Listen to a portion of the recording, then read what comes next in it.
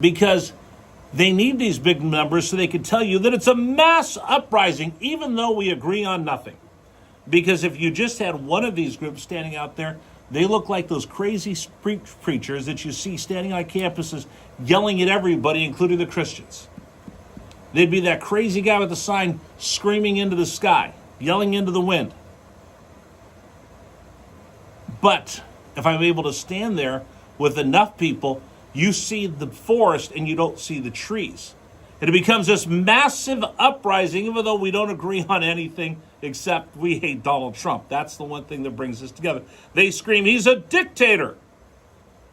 The reality is, millions protested him freely with full media coverage. By the way, that whole thing, he's a dictator, this is a no king. I'm going to tell you something. If Donald Trump was a dictator, he's really bad at it. Because dictators don't let millions of people take to the street and trash him, call him names, lie about him, and not do anything about it. And if he was a king, that's the worst king we've ever seen, that he allows these protests to go on.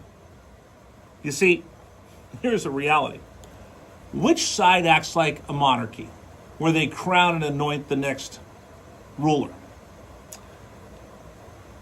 Donald Trump went through a primary where nobody wanted him there. The established Republicans didn't like him. The media didn't like him. Society didn't like him. Hollywood didn't like him. The music industry hated him. The media hated him. And the academics, well, they held him in complete contempt. But the American people said, I want that guy to be president. He got elected.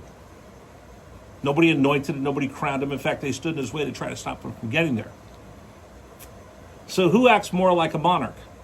The Republicans or the Democrats? The Democrats had Joe Biden, who they hid away from us, didn't let us see that he was feeble and couldn't do the job anymore. And when he finally got exposed because he had to debate Donald Trump, what did they do? The man that the Democrats overwhelmingly elected to be their nominee to run for president, they stuck a shiv in his back. It took him out. Nancy Pelosi went and put a knife in his back and threw him out to pasture. And instead of having the votes or the little mini primary that Barack Obama wanted, no, they just chose to crown Kamala Harris, who didn't have a single vote to be their nominee, and anointed her to be the nominee to be the next leader of the free world. Which sounds like a monarchy?